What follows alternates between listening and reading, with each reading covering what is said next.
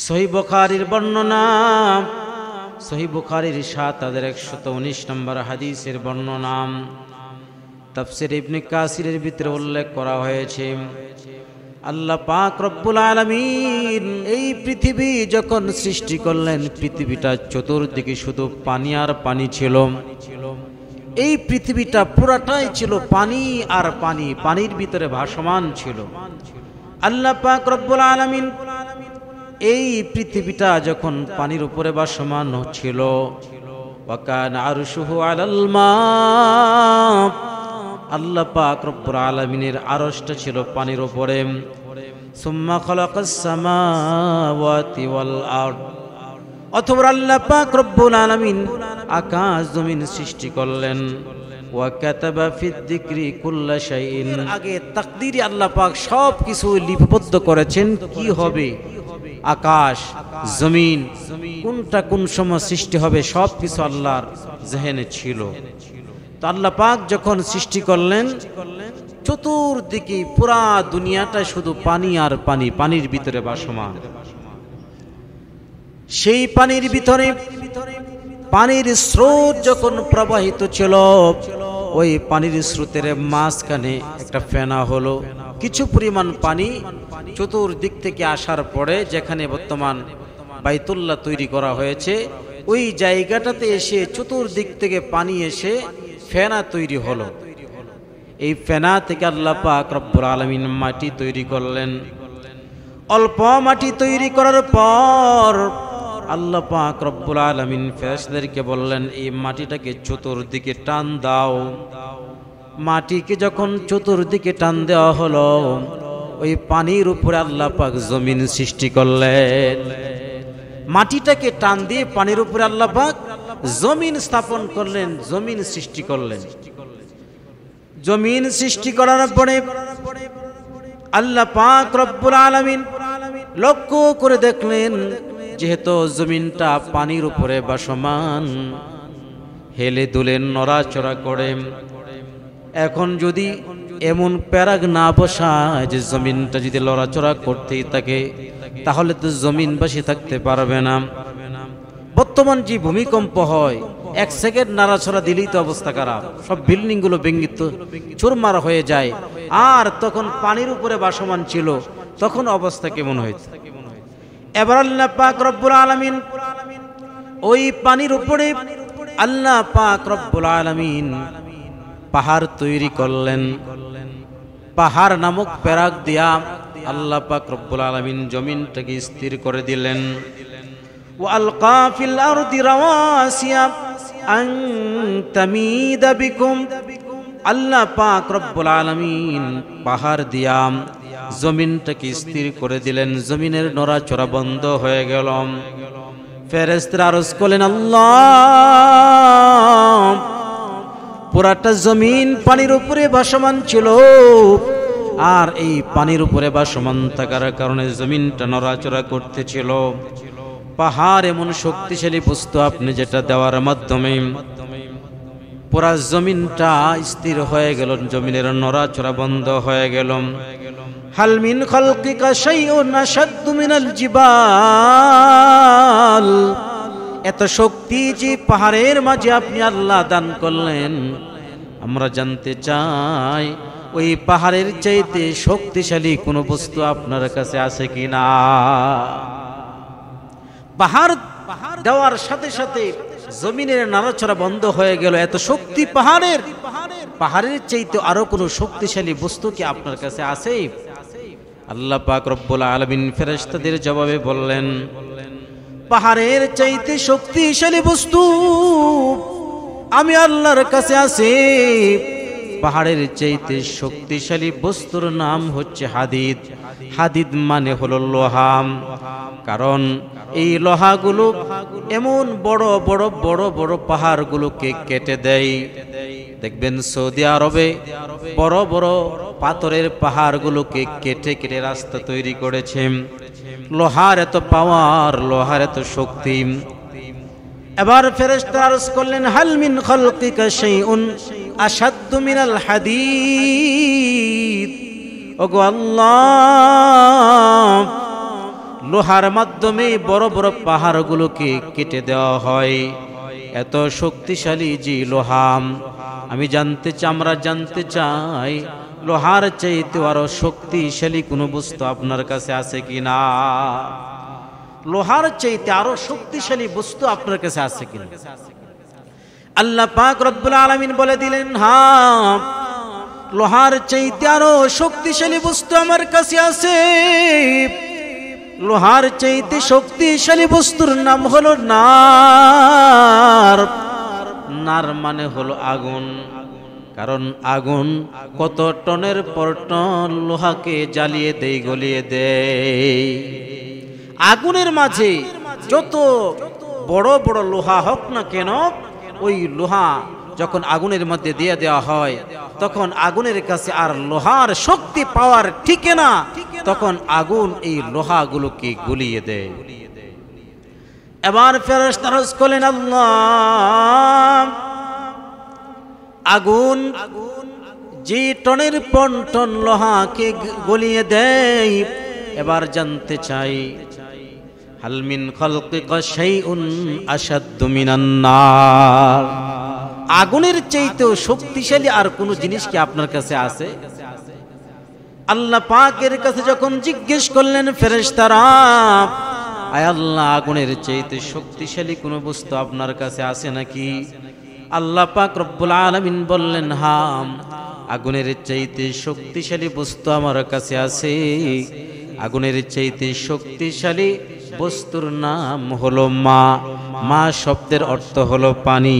অর্থাৎ যত বড় অগ্নিকাণ্ড হোক না কেন, ওই পানি যখন ঢেলে দেওয়া হয়, ওই পানি সমস্ত আগুনকে ওই পানি নির্বাপিত করে দেয়, নিভায়া দেয়। ফেরেশতারা আরজ করেন, আল্লাহ, আপনার কাছে এত শক্তিশালী বস্তু, যে শক্তিশালী বস্তু আগুনকে পর্যন্ত নির্বাপিত করে দেয়, আগুনকে পর্যন্ত শেষ করে দেয়। আমি জানতে চাই হাল মিন খালকিকা শাইউন আশাদ্দু মিনান নার। আগুনের চাইতে আরো পাওয়ারফুল শক্তিশালী কোনো বস্তু আপনার কাছে আছে কিনা? আগুনের চাইতে আরো শক্তিশালী বস্তু আপনার কাছে আছে কিনা? আল্লাহ পাক রব্বুল আলামিন বলে দিলেন, হ্যাঁ, আগুনের চাইতে আরো পাওয়ারফুল বস্তু আমার কাছে আছে। ক্বালাত ইয়া রাব্বি ফাহাল মিন খালকিকা শাইউন আশাদ্দু মিনাল মা। আল্লাহ পাক বললেন, হ্যাঁ, পানির চাইতে শক্তিশালী বস্তু আমার কাছে আছে। পানির চাইতে শক্তিশালী বস্তুর নাম হলো রিহ। রিহ মানে হলো বাতাস। কারণ এই বাতাস কত টনের পর টন পানিকে এই বাতাসটা বাষ্পের মাধ্যমে আকাশে ওড়ায় আনাই, আকাশ মেঘমালার সাথে রূপান্তরিত করে নেন, এক জায়গা থেকে আরেক জায়গায় স্থানান্তরিত করে নেন। ওই পানিগুলোকে বাতাস এত শক্তিশালী, ওই পানিগুলোকে সমুদ্র থেকে উঠাইয়া ওই বাতাসের মাধ্যমে ঘূর্ণিঝড় সৃষ্টি হয়ে যায়, সিডর সৃষ্টি হয়ে যায়, সাইক্লোন সৃষ্টি হয়ে যায়। এইভাবে দেখা যায় ওই বাতাসের পাওয়ারের কারণে ওই পানি যখন বাতাসে ওড়ায় নেয়, তখন ওই পানিটা সিডরে রূপান্তরিত হয়ে যায়। সুবহানাল্লাহ। এবার আল্লাহর কাছে আরজ করলেন ফেরেশতারা, আল্লাহ, قالت يا ربي فهل من خلقك شيء أشد من الريح। ওগো আল্লাহ, আমি জানতে চাই, আমরা জানতে চাই বাতাসের চাইতে পাওয়ারফুল আর কোনো বস্তু আছে কিনা? যে বাতাসটা টনের পর টন পানি খেয়ে, যে বাতাসটা সমুদ্রের পানিকে ওড়াইয়া সাইক্লোন সৃষ্টি করে, ঘূর্ণিঝড় সৃষ্টি করে, সিডর সৃষ্টি করে। এবার জানতে চাই ওই বাতাসের চাইতে শক্তিশালী কোনো সৃষ্টি আপনার আছে কিনা? সুবহানাল্লাহ। আল্লাহ পাক রব্বুল আলামিন বললেন, হ্যাঁ, নাম, বাতাসের চাইতে আরো শক্তিশালী বস্তু আমার কাছে আছে। আমার সৃষ্টির ভিতরে বাতাসের চাইতে আরো শক্তিশালী বস্তু আছে। এবার আল্লাহ পাক রব্বুল আলামিন বলেন, ইবনু আদম, অর্থাৎ বাতাসের চাইতে আরো শক্তিশালী বস্তু হলো বনি আদম। আল্লাহু আকবার। বনি আদম হলো বাতাসের চাইতে আরো পাওয়ারফুল। ইয়াতাসাদ্দাকু বিয়ামিনিহি, তারা যখন সদকা দেয় ডান হাতে, ইউখফিহা মিন শিমালিহি, তখন তাদের সদকাতের কথা, তাদের দানের কথা বাম হাত পর্যন্ত জানতে পারে না। সুতরাং এর চাইতে পাওয়ারফুল আরো শক্তিশালী হলো বনি আদম। এই বনি আদমের চোখের যে পানি, ওই পানির ব্যাপারও হাদিসের ভিতরে এসেছে। একই তো সৎকার বিষয়, দ্বিতীয় নাম্বার হলো চোখের পানির বিষয়। অর্থাৎ বনি আদমের চোখের পানি এর চাইতে আরো কোটি গুণ শক্তিশালী। পাহাড়ের চাইতে শক্তিশালী বনি আদম, লোহার চাইতেও শক্তিশালী বনি আদম, আগুনের চাইতেও শক্তিশালী বনি আদম, পানির চাইতেও শক্তিশালী বনি আদম, বাতাসের চাইতেও শক্তিশালী বনি আদম। যখন বনি আদম ডান দিকে দান করে তো তার বাম হাত পর্যন্ত জানে না। বনি আদম যখন চোখের পানি ঝরায়, এই চোখের পানিটা পৃথিবীর সব কিছুর চাইতে বড় শক্তিশালী দামি অস্ত্র। যেই কথা বলছিলাম, আল্লাহ পাক রব্বুল আলামিন প্রথম ঘর সৃষ্টি করলেন, খানে কাবা আল্লাহ পাক রব্বুল আলামিন সৃষ্টি করলেন, বাইতুল্লাহ সৃষ্টি করলেন মাটি থেকে। অল্প এক ইট পরিমাণ মাটি থেকে আল্লাহ পাক এই বাইতুল্লাহকে সৃষ্টি করলেন, পুরা জমিন সৃষ্টি করলেন। অর্থাৎ এই কাবাটা নির্মিত হয়েছে, কাবার নির্মাণের মূল সূচনা ছিল মাটি। কাবা নির্মাণের মূল সূচনা কি ছিল? মাটি। সুতরাং আল্লাহ পাক রব্বুল আলামিন এই মাটি থেকে কাবা আল্লাহ পাক সৃষ্টি করেছেন, আর এই মাটি থেকেই আল্লাহ পাক আদম আলাইহিস সালামকে সৃষ্টি করলেন। এই মাটির নির্যাস থেকেই আল্লাহ পাক বনি আদমকে সৃষ্টি করলেন। সুবহানাল্লাহ। এই মাটি থেকে আল্লাহ পাক আমাদেরকে বানাইলেন। আজীবন এই মাটিতে আমরা থাকতে পারবো? এই জমিনে চিরকাল আমরা থাকতে পারবো? কারো কোনো ক্ষমতা আছে? টাকার বিনিময়ে, শক্তির বিনিময়ে কেউ দুনিয়াতে এক সেকেন্ড হায়াত বাড়াতে পারবে না। এই জন্য আল্লাহ পাক রব্বুল আলামিন বলেন সূরা তাহা 56 নম্বর আয়াত, মিনহা খালাকনাকুম ওয়া ফিহা নুঈদুকুম ওয়া মিনহা নুখরিজুকুম তারাতান উখরা। এই মাটি থেকে আমি আল্লাহ পাক তোমাদেরকে সৃষ্টি করলাম, এই মাটিতে আবার তোমাদেরকে ফিরিয়ে দিব, আবার এই মাটি থেকে পুনরায় তোমাদেরকে আমি আল্লাহ পাক রব্বুল আলামিন হাসরের ময়দানে উঠাবো। মাটি থেকে আল্লাহ পাক রব্বুল আলামিন আমাদেরকে সৃষ্টি করলেন। কুল্লুকুম বানু আদামিন ওয়া আদামু মিন তুরাবিন।